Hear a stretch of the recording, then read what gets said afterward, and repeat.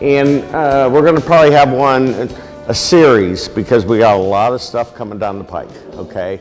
So this was kind of like a pre-meeting to get you guys where we're at, what's happening with the valuation increase, how it has impacted Springfield local schools, financials. We're going to have two parts. I'm going to go over the financials, which is, I know a lot of people, it's like, but then our superintendent's going to get up and give you a vision of what's coming and the process. It's a little different than a lot of districts. As you well know, we're under oversight by the Department of Education. So we're in the final stages of coming up with a new financial recovery plan. And once that plan is submitted and approved by OWE, then it'll move over to the auditor of the state. They will then bring up some people to make sure my books are okay, which is fine, because we're meeting weekly with my oversight commission, which is kind of, a lot of people don't like it. It's part of our life now, so it gives me a better confidence that the stuff that we're producing has more eyes on it, and that's the key. The better, if you have 4 or 5 treasurers looking at it, and these people are just are retired treasurers, so it's nice. It's nice for us. It's nice for me. So I want to go through some of the key numbers that have changed. The first one is, obviously, as we all know, not all of us, but everybody that lives in Summit County received a property tax bill. And in all probability, most of you, it went up like it did mine, okay? I was even kind of surprised at how much mine went up. So what happened is, as you can see here, this is 23, this is last year. This is what happened to us this year, okay? It was significant, I'm not gonna lie. This is what we get from the state, which is just the opposite. It's not significant. They flatlined us this year for the budget, 2 years. So we had major increase, about a little over $2 million in property revenue for the district. What we're doing is, Dustin, if you want to go on just a little bit, I'll tell you when to stop. Okay. Right now, as you can see, it allowed us to have cash reserves, right? Ideally, ODE, ODW, if they call it now, they want all this right here. They want this line to show positive numbers all the way across. Well, you see what happens after 3 years. We drop off the cliff. And the reason we drop off the cliff is our renewals, which the taxpayers in almost every situation has passed, they have to be brought what I call below the line. I can't show them up below until they pass. It's not legal, basically. So if you go down, now here's the numbers right here. These are critical. These are the renewals. Our renewals at Springfield, there's 5 of them, okay? 4 of them are to the general fund, and one small one is an old PI, which doesn't generate nearly enough to keep our old buildings afloat. But they represent 42% of our property taxes. Now the renewals, the one good thing about renewals, you're already paying for them. They don't increase your taxes. But without the renewals, our district in a few short years it'll cease to exist probably when you lose 50% of your revenue. We can't run a district. We're already bare bones right now. We all know what we've cut, programs we've cut in the secondary schools, how many people we've laid off. But if you took out $6.69 million out of our budget, it would just be catastrophic. I mean, I don't know how we would do it. But, here's another thing I forgot to say. That 3.77 mil levy, it's gone away. There's no reason for it. We cannot expect the taxpayers to pass a levy after the countywide valuation increase. And let's remind everybody, that was not something the school districts or the county auditors wanted to do. They just didn't. The county auditors didn't want it. They're elected officials. This came from the Department of Taxation. And it came about because of the historical price increases to our housing. There are some people that believe our housing prices are just getting up to the level other parts of the country are. We were undervalued for years, northeastern Ohio was, and now they're at market share. And sales are proving that theory right. Homes are still going out, getting listed, even at twice the old interest rate. My sons bought a house between 2 3/4 and 3.5% 3 years ago. 3 of them did. Now the best rate you can get with good credit is about 6.5%. It's still not stopping people from buying homes.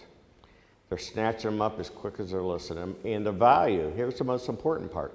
The value has not gone down. Usually when the interest rates go up, values of your homes go down. That's not the case now. So Columbus might have it right. I don't know. Either way, it was a surprise to a lot of people in the state of Ohio. So with the 3.77 going away, it pretty much, what the countywide valuation change did was offset that. It was the same, a little more actually. But it didn't change the fiscal health of the district. It paused it for about 2 years, which is good. We need to pause. You know, I've been doing this for 15 years here, and it's probably the first time, other than a year after I got here, maybe in 11, when things started, we could breathe again. And it's nice. It's nice that the district has the potential, with the passage of the renewals, to be able to breathe again, and not just for a year. We're talking 4, 5, 6 years.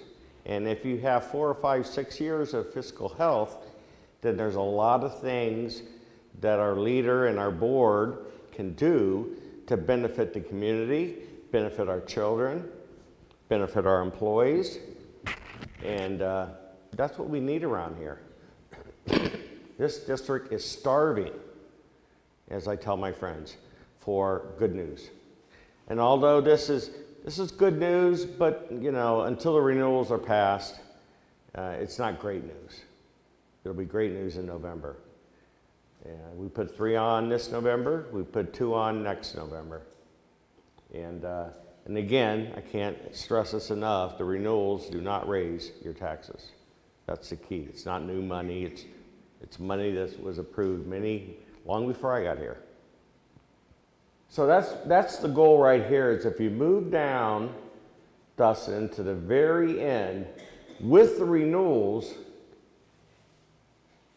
building revenue, just like every other district, they go like a 3 to 4 year cycle, and then it starts going down. That's a normal bell curve that you have in schools. You pass a levy, your cash balance goes up for the first couple of years, then about year 3.5 to 4, it starts going down, then you have to put another levy on. Now, we all hope we could be like a lot of other states in the country where you don't depend on property taxes to keep your schools running. We're one of the few in the country that do it. But I don't see that changing anytime soon. I wish it would. It would relieve a lot of angst for our senior citizens, you know. But with renewal passage, that's the key. Think about this. Look at the difference between 27 and 28, about $1.2 million. So you could pretty much assume that we can go out to 2029, maybe even 2030. If the state decides to give us a better share than they did the last budget, then they can go on even farther. And we do have people wanting to move in here. I drive around all the time in these new developments. They're building them. The one right off of Sanitarium seems to have another patch of land they cleared off, and you see the ads, and And they're selling those things as quick as they can build them. It's just amazing. So it's not like people don't want to move in here. With that type of growth, invariably you're going to have young kids, which is good. That's what we need. We want to keep our kindergarten classes packed, and that's just good for the district. What we're going to do now is Shelley's going to get up and she's going to talk about the things that may be coming down the pike. And it's important to understand that we meet tomorrow with the state commission. So we should know fairly soon what our final plan is. It's called a financial recovery plan. Once that's finalized, I will put it on the internet, but I'll make sure you find people, I'll get a hard copy with my cell phone number, and you can get a hold of me. Thanks, everybody. All right, so thanks, Chris. No so I want to reiterate to the point that, you know, our goal, when you look at that going to 2028, you know, our goal is to make that money last as long as we can. Because, to make it for as long as we can, so we're not back in a situation like we were. So, one of the things that we said that we were going to do if the levy passed, you know, when we were running our levy committee meetings, there was, our community members, our family members, gave us some things that were very important to them to come back if the levy should pass. Well, being that, we had the property tax reevaluation, we felt it was important for us to look at what the community had said that they wanted to come back on this first round, and we put together a plan. So, what's important first to know about this plan is what's there in the red. Pending approval by the Ohio Department of Education and Workforce, we are still in fiscal watch. We have to get approval by the state before we can implement anything. We're meeting with them tomorrow, and we're meeting with them on Friday. I mean, we have meetings coming up like twice a week with them, because their goal for us is to get us out of fiscal watch. Now, one of the things that they've said is that there's been no school that's ever gone from fiscal watch to ours. So we're Springfield, and we know that we do things differently here, so we're going to be the first in the state to go from fiscal watch, not going to fiscal emergency, but going out. They feel very confident with us that we're going to go out, so we're going to keep our fingers crossed. So the first round of, I don't know what we call them, bringbacks, I think, is, like I said, is what we heard from our community during the levy campaign. And let's start with the middle one. Of course, one of the things we talked about was full busing, bringing it back. We know that's important. We know that for attendance purpose for our kids. We know for the safety of our kids. I mean, if you've ever walked down Sanitarium right after the high school gets out, it is dangerous. Those kids, I mean, there's no sidewalks. Those kids are walking in the street. So bringing back full busing for the 24-25 school year. So that was the number one that our community has shared with us what's important. Number two is safety. We said that if the levy was going to pass, we would get another SRO officer in our building. So each one of our buildings would have an SRO officer all the time. Right now, the high school has theirs, and Officer Down goes in between Schrock and Spring Hill. So right now, if approved by the state, we're going to keep our fingers crossed, we're going to bring back, we'll add another resource officer. Another thing that was very important for our community was our pay to play. Our pay to play right now, tell me if I'm wrong, is $300 per student per sport with no cap. That's a hardship on a lot of our families. And what do we know about extracurricular activities? We know that when we have extracurricular activities, the kids are more engaged at school, they're less likely to get in trouble, and it makes, you know, better for your schools. So our goal for that is for our pay to participate fees will decrease to $150 per sport, but a new $600 cap per family. So hopefully maybe some kids, some families who had to choose between one sport and another sport, maybe now that they'll be able to play two sports. With the understanding that I know we still do a lot of fundraising through our sports to help kids with pay to play, to continue that practice. We don't want to not continue that practice.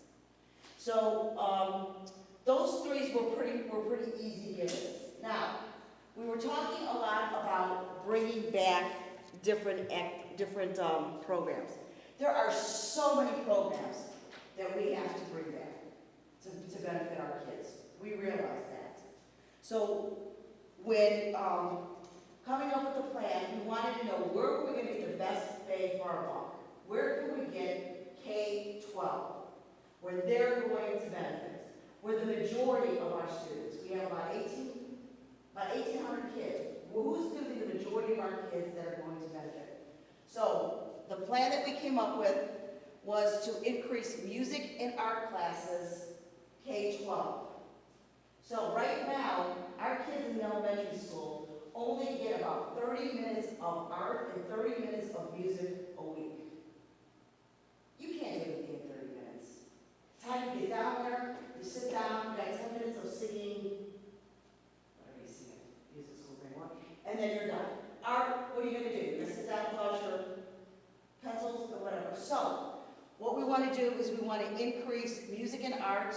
So, Springfield and Schrock will each have a music teacher, an art teacher, and a PE teacher. That also benefits teachers because now that we have more specials and with more time, we can do more collaborative planning with the teachers. Because now it's not a half hour if you're just running to the bathroom. If we make the specials about 50 minutes each, give or take, it gives more time for the teachers.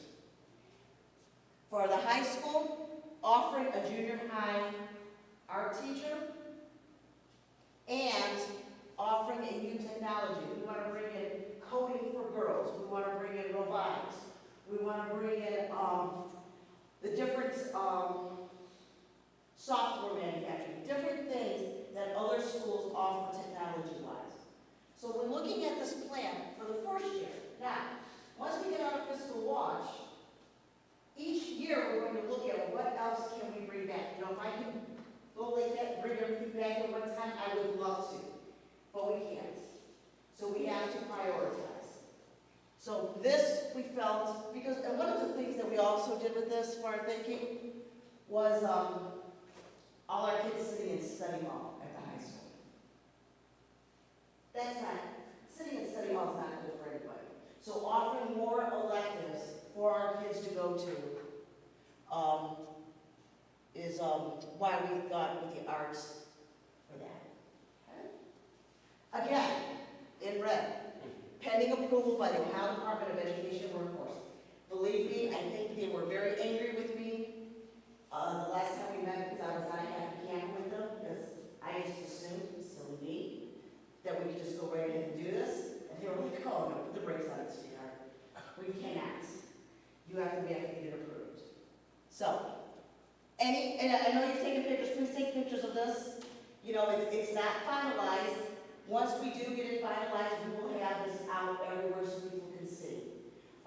Any questions on what we are bringing back for the first year? And I want to emphasize the first year. We understand that it is a rolling, and we need to bring back more. We want to bring back more things for our gift. We want to bring more higher level courses in our high school, more different electives for our high school, more opportunities for our elementary. So, slow, but because, oh, and, what did we want to we are going to be very financially frugal when we're doing this.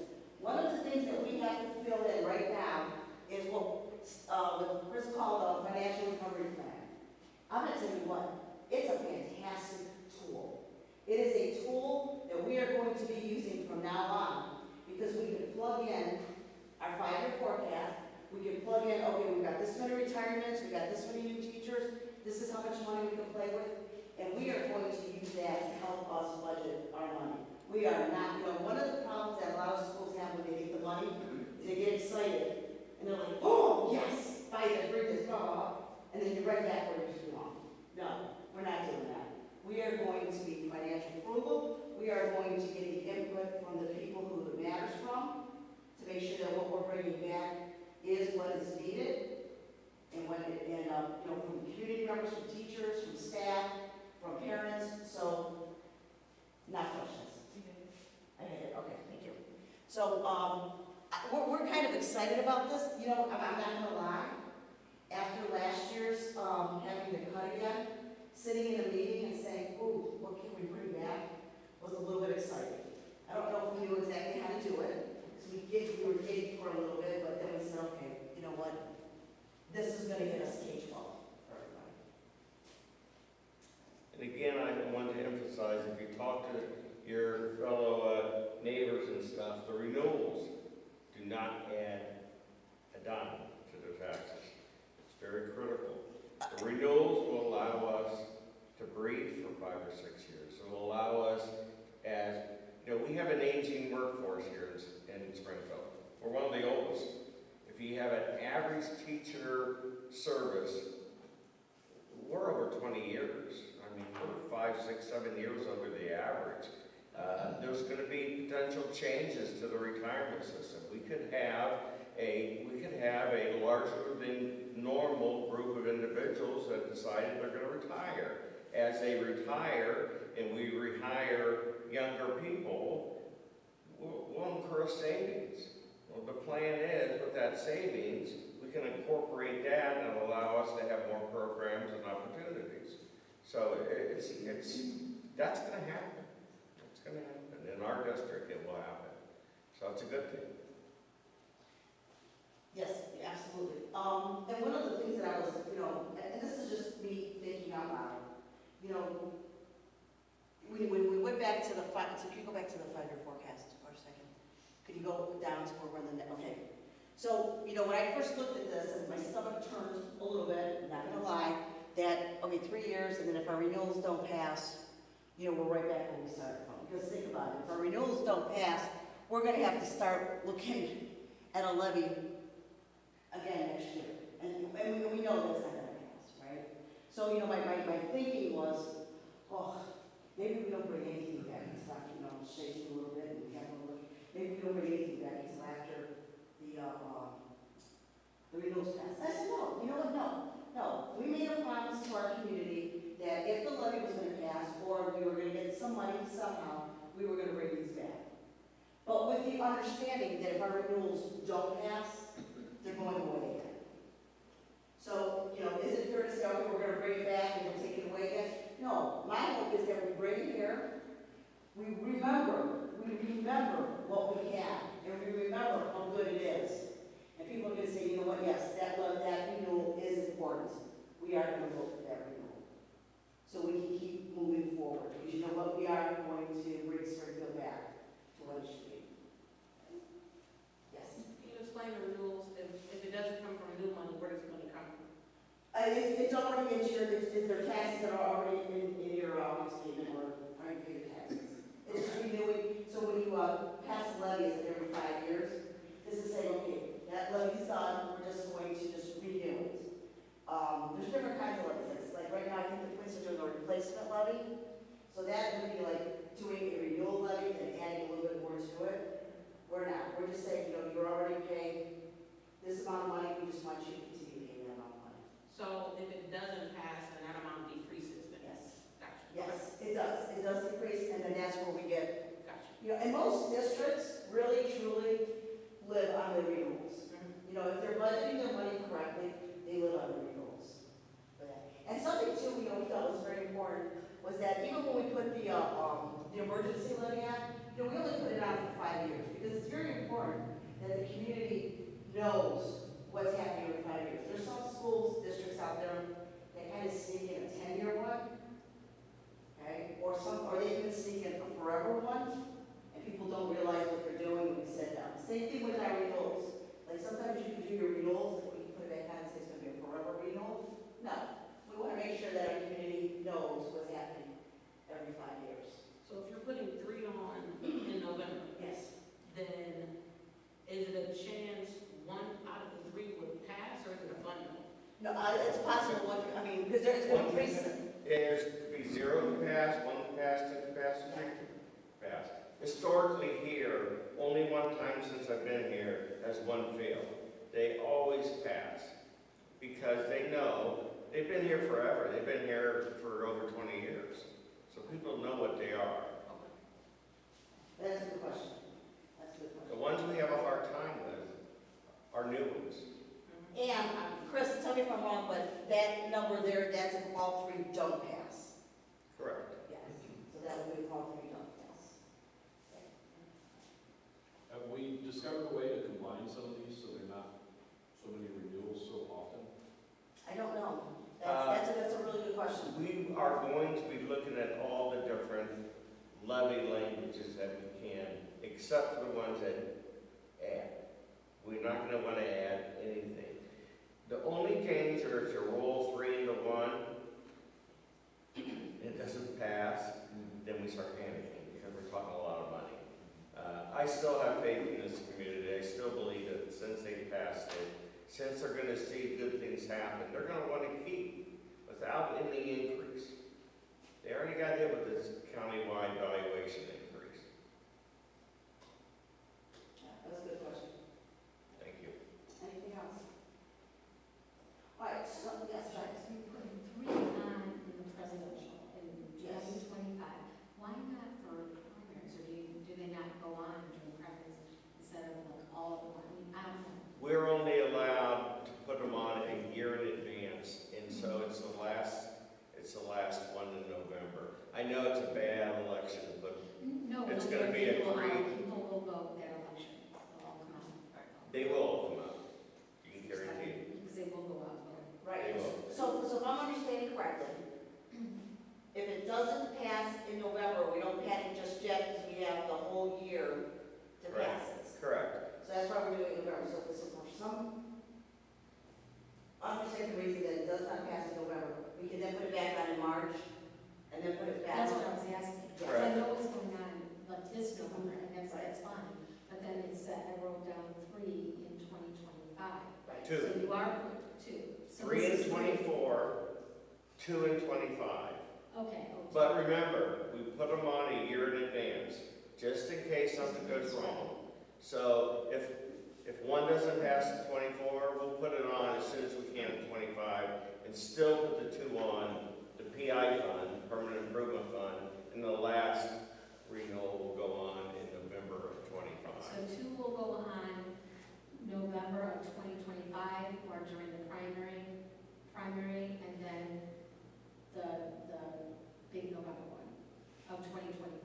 So will they be, like, there's a March election this year. Right. Will they go on March or May of next year? Right. And then November, so Right. there's the 3. Right, so the first one we could not put on until November because we have to do it a year in advance. Or we could try to do it like in March. Okay, I get it. Yes, good clarification. All right, anything else? I promise the next one's gonna be a little longer, but we felt that we had to get this out, let everybody know what we're thinking, because the financial recovery plan is going to iron itself out soon. So this is kind of like, hey, this is what's gonna come down the pike, and when it does, then we're gonna have a more extensive, we'll actually show the recovery plan, because we can't show that now because it hasn't been approved yet. Once it's approved, then we'll show it. But again, difficult. I like this format a little better because this stuff right here, most people it just, I know. So, we're meeting with the state tomorrow, Come on. and then, they want to meet with us again this week. So the first step then is our financial recovery plan has to be approved by the board. So next Tuesday, what it is, 12th, I think it is. Next Tuesday, our financial recovery plan will be up for board approval. Once it's up for board approval, the plan then goes back to the state, and then they take it to the auditor. Then the auditor looks at it. If the auditor says we are okay with it, they will then tell us that we are out of fiscal watch. But if not, then we have to do the whole process over again. Can you tell everyone when it is approved, when we will implement that stuff? Yes, that's good. So that was one of the reasons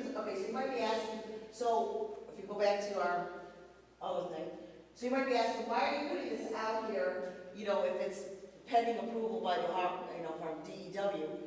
The reason is because once we get that approval for that FRP, this is going into effect immediately. So they told us a couple of months.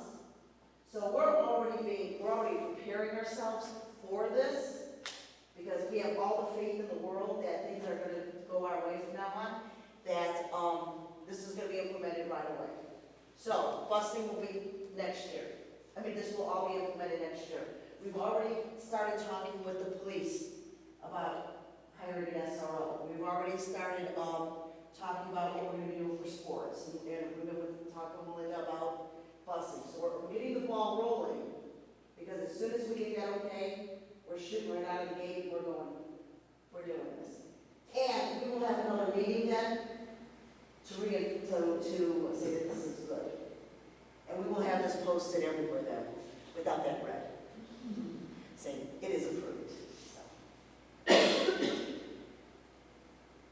I'm bad with when the scheduling start thing, but when do you think, I should know this, I've heard it enough, the approval could come? We're hoping May. So that means the kids are going to be scheduling So, before, so we'll have to redo that. so Michelle is already doing, Mrs. Warner is already kind of doing two schedules. Yeah, well, that Yes. schedules are written. Yeah. It should be go on student request. Right, so yeah, it's gonna be tricky the first time, but we're hoping that it's, you know what? From what we hear, there's about 25 schools that are now in fiscal oversight. We're hoping that they're saying, bye-bye Springfield, we don't want to work with you anymore. We got these 25 new schools and it might go faster. You know, the auditor might say, hey, this is the best financial recovery plan I've ever seen. Let's just approve it. So, yeah, that part's a little shaky. Not so much for the elementary, you know, because they're able to do it for the high school. But I think Mrs. Warren has already started talking, figuring out which kids, you know, for the arts. It's And then- possible, I just want to. It's hard work. It's gonna be a busy summer for that. That's a good question. And a good part. So we're excited. We haven't had some good news like this in a long time. And it's nice to be in a meeting saying we're bringing things back instead of saying we're cutting.